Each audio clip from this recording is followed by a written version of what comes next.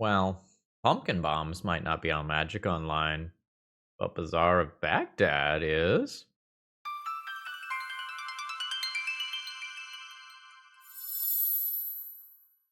Hello, folks. Phil Gallagher, aka ThrabenU, here for another vintage video. Normally, I'm a legacy guy, but I'm in B&R waiting room time, and I want to keep recording while that's happening. So I've got the spice for you, but in vintage. So I had a lot of fun playing with Hobgoblin slash Cam and Ferric Havoc Duo, which is its Magic Online legally distinct counterpart, recently in Legacy.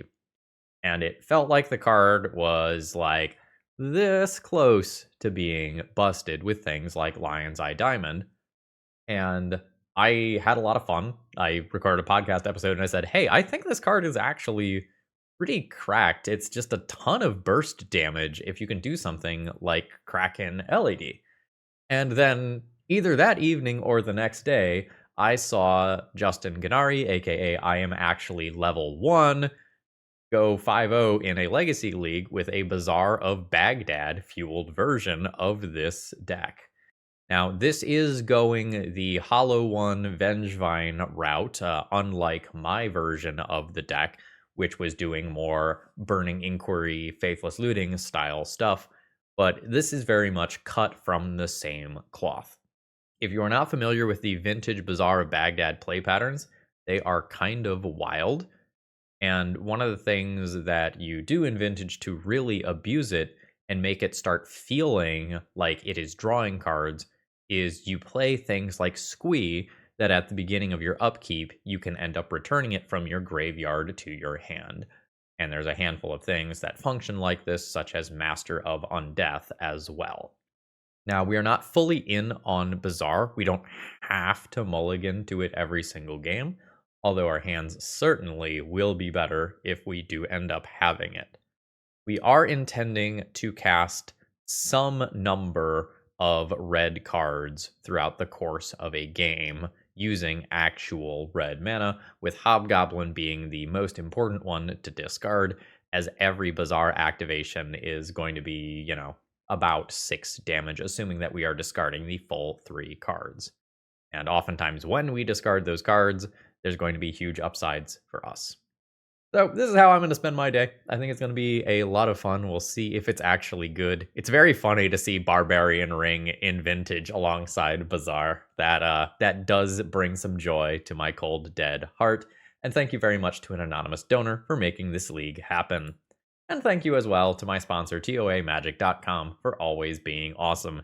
If you need any high power cards for some vintage or legacy gaming, use promo code ThrabenU. It always saves you 5% on your order, no matter what you're ordering, even if it's something crazy like power. Plus, you always get free shipping, so what's not to love there? Alrighty, let's battle. My opening hand doesn't really do anything. We'll go ahead and mulligan this one. The second hand... Oh shit, this hand is gonna go fucking wild. Absolutely keeping. Just keep both lizards, or do I keep a hollow one?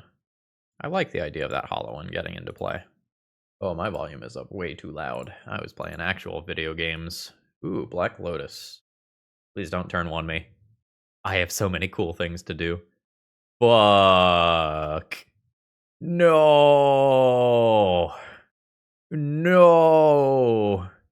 Well, that actually helps out a surprising amount, because now I can play land drop and still do this, but I don't get to Mox Ruby and then Bazaar afterwards. We can start Bazaaring next turn, although my whole, madness thing is going to be shut off by this Vexing Bauble. Damn you, Vexing Bauble! Is also, makes my hollow one significantly worse, right? Because that is also going to be free most of the time when I attempt to cast it. Alright, opponent is fucking vintage gaming over here. What a hand. So they go down to 16 life, and then they get to do some other gross, disgusting, restricted thing, probably. There's a Mana Vault. Tezzeret Cruel Captain, which can then untap a Time Vault. Well, shit. We're dead. So my opponent now has infinite turns. I I'm gonna just go ahead and concede there. Infinite turns historically tends to win the game. What a beating. Let's board in 4 copies of Null Rod and assume that that is good. Let's just kind of chop some singleton cards around the edges here to make this happen. Maybe the Ravagers, maybe they are hard to cast on average, especially without Mox Ruby. This hand does not do anything. That's weird. That's very weird. I can Null Rod and play a 1/1 on turn 1. I don't know that this is better than mulliganing and hitting a Bazaar, though. Like, I know that I want to cast Null Rod. Like, that's why I am sideboarding 4 of them. But I think I'm unlikely to discard anything to follow this up. I think my opponent eventually beats this. 5-card hand is not good. This is a Null Rod on turn 2. Are we at the I need to Luxac into a Bazaar stage? I think we might be. Ugh. Alright. I think we just accept that we hit the wrong side of variance this time around. Now, I mean, there's still timelines where we win this game because a Null Rod just completely shuts down my opponent, but I don't think it's super likely. Yeah. You can see that my misstep is coming. I don't think I'm going to misstep that. There's Scalding Turn and pass the turn. Ball Mox Emerald. I think I'm not going to play that. I think I'm just going to hold that as something that I could potentially discard to a Bazaar if this game goes on. Like, if I play the Mox Emerald, sometimes I can Wasteland in this turn cycle, but it feels awkward. So there is the Scalding Tarn fetch for a basic island. Null Rod in play. Cycle Lorien revealed. Getting another basic island. I'm sending in for 1. Could really use some help from the top of my deck here. Well, there's an ETB tapped land that I can Wasteland. Junking Soul Guide Lantern. Ye Old Blazing Rootwalla, which we might just be playing as a fair fire-breathing creature. That might be where we're at. Wasteland that. There's a Rootwalla. Sure. I think I'm going to be conservative with this misstep. I think I want it to hit a Tutor or an Ancestral or something. Like, I can bite on a Brainstorm, but that's a Brainstorm that maybe even doesn't have a fetch land to shuffle. Another Lorien reveal. That is the 3rd one of those that we are seeing. Another Underground Sea. There's Black Lotus. My own vintage cards. Here they are. Oh, Null Rod. Pump the Rootwalla. 4 points of damage. Basic Island number 2 comes down. And opponent is just chilling.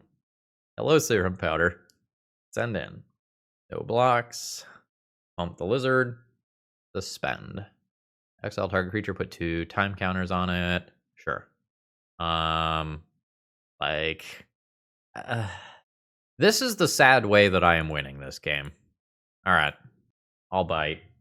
Okay, yeah, that was worth Force of Willing for my opponent. Alright. So it goes. I now have my opponent on a 9-turn clock instead of a 2 or 3-turn clock. There is stock up.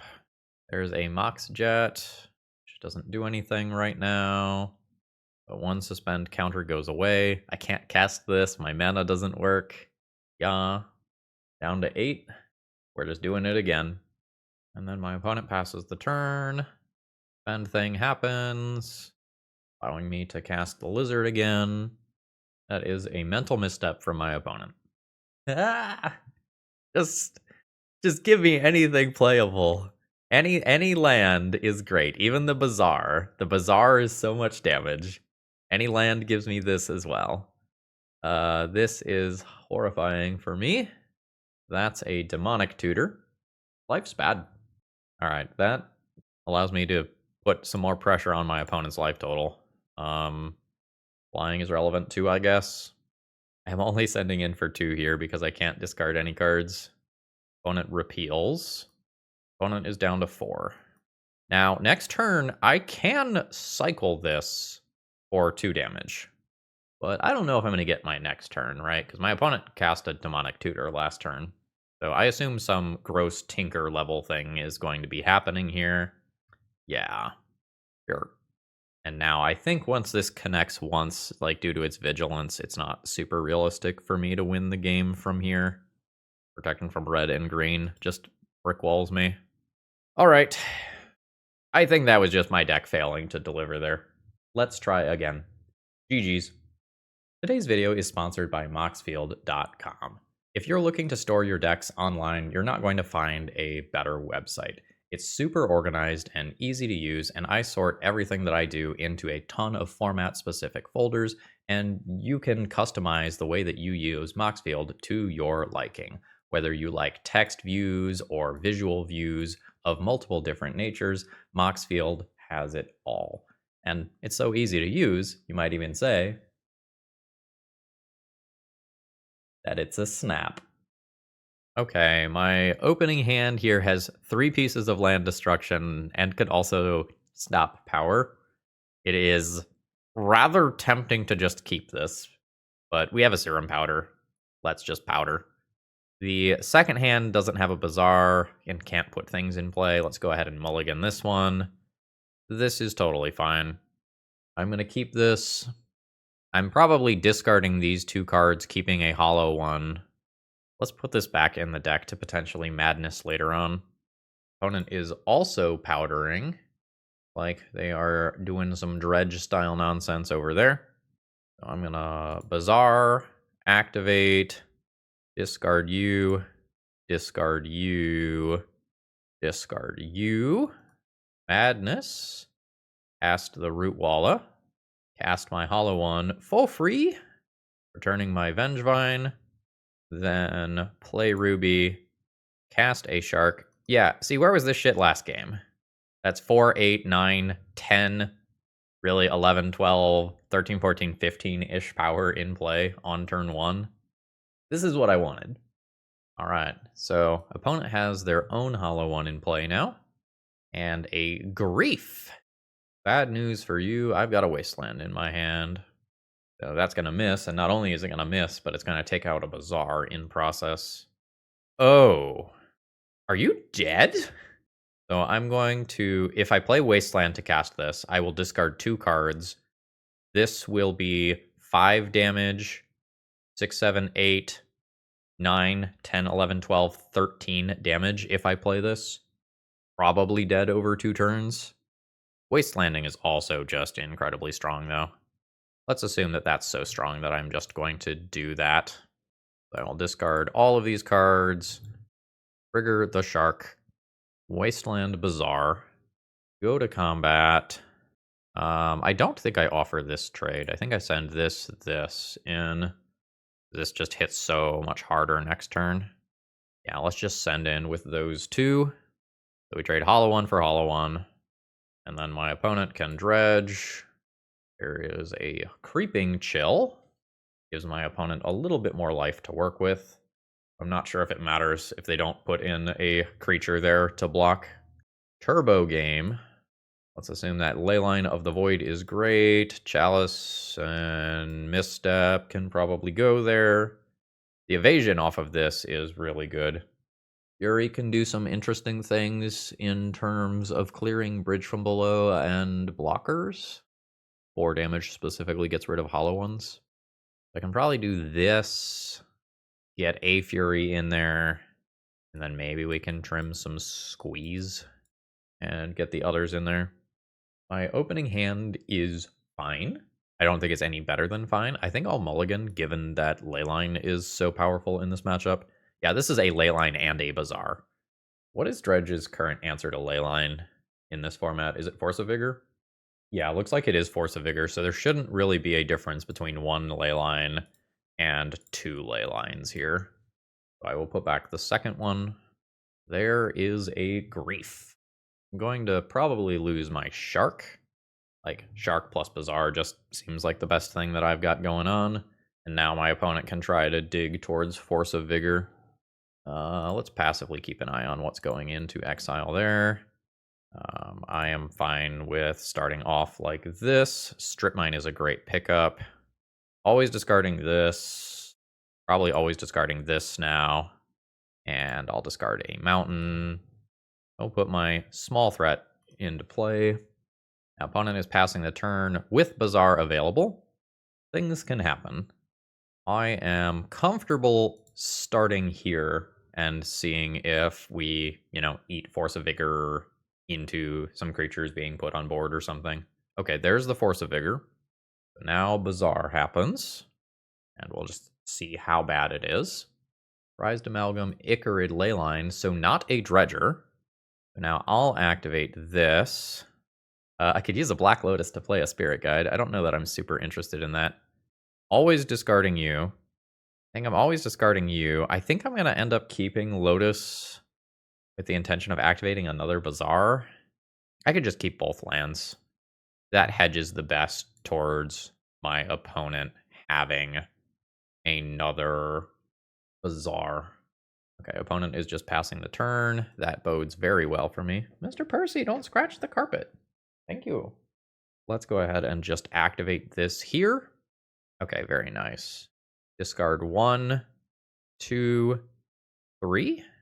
That can let me cast a hollow one. Then I'll Bazaar, discard some other cards, send in for a bunch of damage.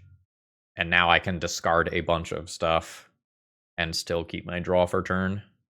Eventually, hit Vengevine and get a whole bunch of hasty damage.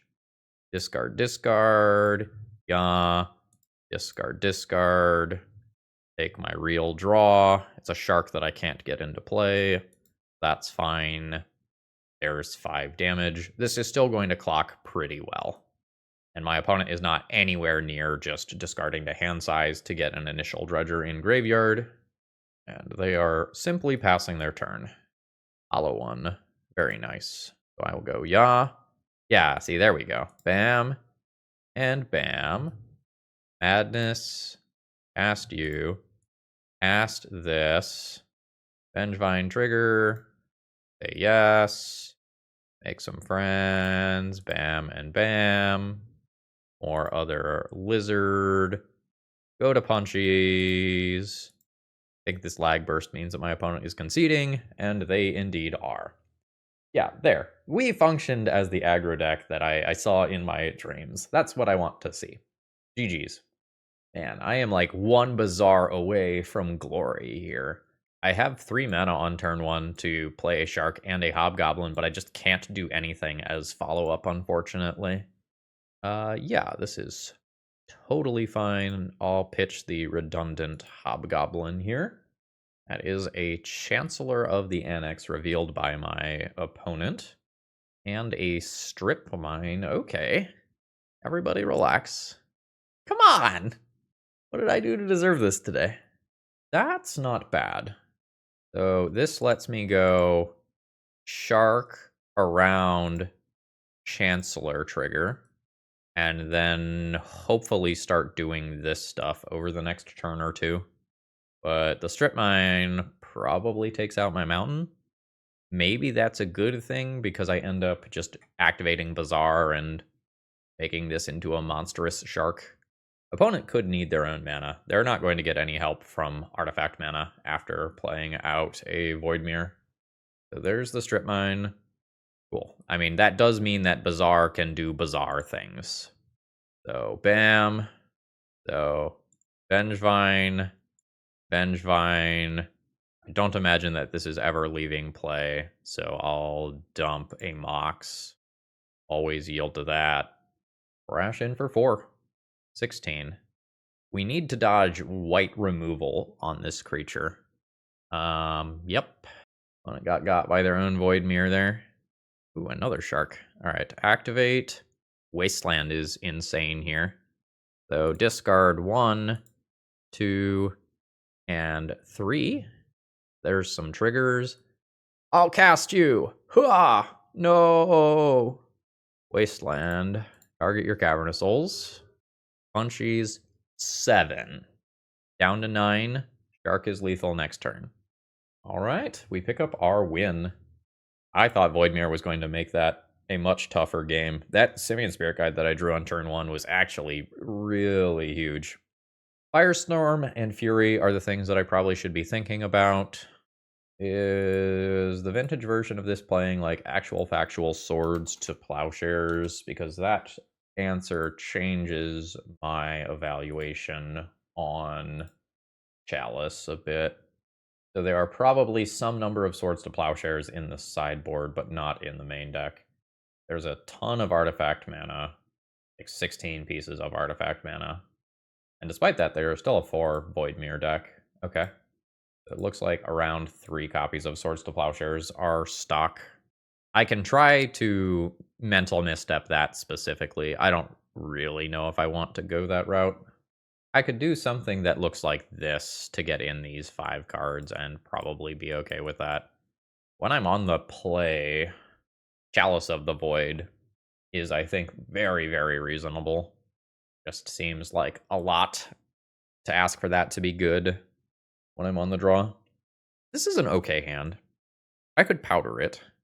I think this is an unimpressive hand that I'm just willing to keep under the assumption that draw steps and bazaars just make it better. Just a wasteland. I mean, I can play Mountain Rootwalla into that and be perfectly fine with that. Never mind, that's even better. Hell yeah. I go bam, bam, bam, and now, like, some combination of Bazaar and Firestorm probably make this go wild. Opponent's at 19. And this is a flyer, like, for the purposes of things like initiative. That is a big deal. So that's on Cleric. All right, I mean, we're going. So discard, discard, discard. Triggers. There's a Rootwalla, another Rootwalla. Combat. There's 7 damage. Oh shit, did I have just lethal? Fuck, I could have discarded 3 more cards for 6, 7, 8, 9 more damage. Okay, not lethal. Very close to lethal. There's a Containment Priest. You've got it. Ancient Tomb. You may wasteland my Bazaar, that's fine. I have another one. That's an As. I think it resolves, though. The opponent could name my Firestorm so that I don't cast that, in which case I can just Fury instead. Alright, they do name the Firestorm. Now, this is 2 more. I could make a land drop and still Firestorm here. Oh, there's Hollow One. Land drop Firestorm for 3 mana is 6, 7, 8, 9 of 10 damage with Ancient Tomb in play. That seems fine. The Bazaar line seems perfectly good as well. So this is 3 mana, discard 3 cards with 3 targets, my opponent's face, and their 2 creatures. This will be lethal this turn, assuming no Solitude style card. And we do win the match there, and very quickly we are 2-1. My deck did not operate the first round, but once my deck actually started doing its thing, we're not dropping games. GG's. All right, we have been paired against a Lurrus of the Dream Den deck of some kind. I've got multiple Vengevines here. I've got a Strip Mine and a Wasteland. I'm totally happy with how this game is going to start off. I think I'm just going to go ahead and Strip Mine my opponent in the first cycle here. Well, let's go ahead and do that in their upkeep. Very nice. So we're starting the game over, but I've drawn an extra card. This is totally fine. This Wasteland might end up finding a target in the form of Scalding Tarn later as well. Ooh. I think I will go ahead and just Bazaar here. Oh, very nice. So I discard 1, I discard 2, I discard 3. Trigger the Rootwalla. Cast. Then cast the Hollow One for free, which is going to put another 8 power of plants into play. That's a hell of an opening turn here. Okay, I mean, I guess technically it's turn 2, but this is an effective turn 1. So my opponent is at 12, facing down lethal next turn already. The Hollow One was a good pickup. Now, this is vintage, though. Everyone has, like, laser machine guns. So it is still just absolutely fully possible for me to outright die from here. Volcanic Island. Opponent is passing the turn. That probably bodes well for me. Let's Wasteland maybe a removal color here. Sure. I'll still activate this. Very nice. So discard 1. Discard 2. This collect evidence 6. So if I don't discard the Rootwalla, I could use... What if I discard Hollow One? Then I guess I'm not giving the haste to anything meaningful. Okay, let's just put that in the graveyard for later. So 1, 2, and 3. Past that. Already made my land drop. There's a Chain of Vapor. I will not sacrifice my Bazaar. So I'm going to be hitting my opponent for 9 of their 11 life, bringing them to 2, and then I get to cast 2 Hollow Ones. Seems good. There is some land cycling at end of turn, and we put up a very easy fast win versus a Lurrus deck of some kind. GG. I don't really know what we're playing against. Like, it's obviously a Lurrus deck, but I can't get too much more specific than Grixis Lurrus. I'm probably going to assume that Pyroblast is a reasonable card to just play. So let's do that in the face of not really knowing what my opponent is doing. And I've been boarding these out as a general thing. I could think about some answers to Lurrus itself, but I think I just punch through it or go under it a huge percentage of the time. I don't know how worried I actually am. And then I'll adjust my plans once I actually figure out what my opponent is playing. We got 4 of a kind on Sharks. Don't think we can risk that one. Ooh, hoo, hoo. Yes. Absolutely. I'm going to say something absurd here. I'm not sure if Black Lotus is better than Simian Spirit Guide here, because Black Lotus gets countered some portion of the time and Simian the Spirit Guide doesn't. That said, I'm still going to, like, keep the Black Lotus, but, you know. There's my opponent's own copy of Black Lotus. Mox Jet, we've got power. That's Lotus for stock up. That's, like, actually fine for me, right? Because that is Lotus and stock up for the 2 cards of stock up. Admittedly, there's selection there, but it's hard for something to be better than a Lotus. But since my opponent is a Lurrus deck, they can rebuy that Lotus later if they find some things that survive early on. Some things that allow them to survive early on. So the next question is there a land drop after all that? Okay, there is. Well, shit. You got it. Time walk is good. Cycling a Lorien Revealed or a Volk. Oh, Pithing Needle on Bazaar is very good here. That makes my hand so much worse. The plan has changed. There's Ruby. There's Lotus. And I think this is how I am using my Black Lotus. Send in for 4. 16. I'll play this out, I guess, but it's a dead card. I don't think I remove artifacts, right? That's just, like, not a thing that my deck does, even in the sideboard. So if my opponent needles, it's there forever. Also, apparently my opponent is not Grixis. That is white mana as well. They might be Jeskai, and the black is just for restricted tutors. Alright, they are passing. Well, I mean, I have creatures that I can cast for a few turns. Opponent is at 12. This shark doesn't actually ever scale up in all likelihood. I think it's just better to do this. See what gross thing my opponent does with their mana. Gifts ungiven. This seems bad for me. So are you control, or is this about to be some gross thing that always assembles Underworld Breach combo? Okay, so yeah, it looks like my opponent is Underworld Breach. Now I know I can sideboard differently for the next game. So just refreshing myself. Put the chosen cards into your graveyard. You can have the counter spells to your hand. I'll put those into graveyard. If I die, I die. Yeah, that's Underworld Breach. So there's Lotus and Brain Freeze in there already. So I suspect that my opponent will just cast a Lotus, make some mana, use that mana to Brain Freeze, and then I'm just donezo. They will end up Brain Freezing me out. There's also a Time Walk in there. Something is taking my opponent a while. So is something wrong here? Does this not work? It's 3 cards for this, right? Yeah, so there's the Lotus. And then you go 1, 2, 3. Then you just Brain Freeze. So now 6 cards end up going there. You still have access to the Lotus and the Brain Freeze. Then you go 1, 2, 3, 1, 2, 3 again, and you can just keep going. What is this? Aura enters, make junk. Beginning of combat on enchanted opponent's turn, that player may pay 1 for each artifact they control. If they don't, creatures can't attack this combat. I see. So that is just weird vintage tech to try to stop decks like mine from dealing a bunch of burst damage at the beginning of the game.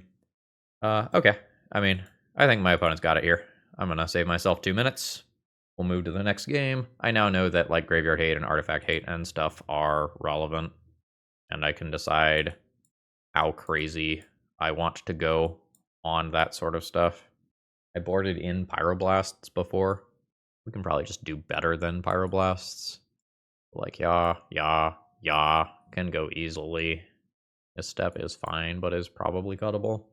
It's pretty easy for me to get one of those in, but not necessarily both. If I want both, I start getting rid of something like Squee, which I might just do. And doing this hasn't really changed my initial aggression. Just comes at the cost of a little bit of my late game. Although honestly, I don't think I've drawn a Squee yet in any of the games yet, and it's round 4. My opening hand here doesn't do anything. We'll powder this one away for free and try again. The second hand also doesn't really do anything despite having Black Lotus. Like, I can put 3 power into play, but unless I hit a Bazaar, it's not doing anything. Hell yeah. This is a 7-card hand, despite the 2 other hands that we just yeeted into exile. So this is great, and can potentially get much stronger depending on what I draw off of a Bazaar on the first turn. Like, if I can put the Vengevine into play while also doing Leyline and Hollow One, like in the first turn cycle, that's crazy. So I've kept this. My opponent's on 6. There's a Leyline. Here's a Bazaar. Activate a Bazaar. Very nice. So Vengevine, Rootwalla, and then some other card. Do the Madness thing. Cast the Hollow One for free. Return Plant Friend. Punchies for 4 immediately. Threatening a 2-turn clock from here that could potentially get faster even. Lotus Petal. Volcanic Island, and passing the turn. I'll take a draw. I am pretty much always going to attack your mana here. I'm going to do that before activating a Bazaar. I'm okay activating this now. So I can keep 2 of these. I can't Null Rod this turn. Oh wait, I already Wastelanded this turn. I'm always getting rid of Serum Powder. Get rid of this. And this. Go to combat. Opponent cycles a Lorien Revealed. I will send in for 9 points of damage. Drops my opponent to 7. I've already made my land drop. There's Basic Island. Soul Guide Lantern is fine. There's white mana. They're drawing a card. That's Desperation. And there is the Concession. I believe that now brings us to 3-1, although we did drop a game this time. GG. All right, final round here. I'm looking at kind of a weird hand. I think I'm going to keep it. Bazaar of Baghdad is kind of a Busted Magic the Gathering card, and so is Strip Mine. I'm going to assume that the combination of these two means that I will eventually do something gross and unfair. Opponent has some fast mana. Absolutely not. Absolutely not. Okay, I can regular ass Wasteland that. Grim Monolith. Our gamer over there. No, stop casting. Fuck! That's so many things. And this is also probably a tutor for Graveyard Hate. Hate that for me. You got another castable? Okay, cool. I could roll the dice on getting Vengevines into play this turn. I don't think I'm going to do that. I think I'm going to get a card deeper before I do that. But it's possible that's wrong. And I may regret that. That's another restricted card in this format. Shit. How bad is this? Trinisphere bad. Yes. So now my opponent can Tezzeret minus, tutor for Mana Vault, play Mana Vault, which taps for 3 mana, and then cast that Trinisphere. Ugh. I suspect that that gets me. I think I'm going to concede here while my deck is as ambiguous as possible. Because I think if I throw down many more cards, it's just going to be abundantly clear what I am playing. Whereas with Misstep and Wasteland, like sometimes my opponent doesn't know. I would like a pile of Null Rods, please. Misstep mostly cares about restricted cards. That can go. And then basically every round I have just been trimming the cards that are not 4-ofs in the deck to make room for a playset of Leylines or whatever. So I guess my next question from here is, do I actually need Fury for Planeswalkers? I'm going to try not to do that on the play and then reconsider on the draw. Oh, this is a weird one. So I have 5 mana on turn 1 that could give me Null Rod and a Shark. I don't think this is better than other things that I could be doing. This is like similar. Like I can do a Null Rod, but what I'm doing beyond that is not impressive. I'm going to go to 5 and I'll get less picky around here. We're going to powder this for sure. That means I put 2 cards back into the deck. Go you and you back into the deck. Yikes. No. This is a disaster. Now we are on just mulligan to Bazaar and hope for the best. Put 1 more of those back. Put a lizard back. No. Alright, hit Bazaar. So at this point, I am keeping. You're going back. You're going back. If I put Squee back, I draw 2 cards. I discard the ones that I draw and Vengevine, and then I play double Hollow One on turn 1 still. Okay. Oh shit, I have to get rid of 1 more. So then same thing, but only keep 1 Hollow One. Same thing, but keep 1 Hollow One. Alright, Bazaar. Do some stupid shit for me. Always those. Then it gets weirder. I'm gonna play the Chalice.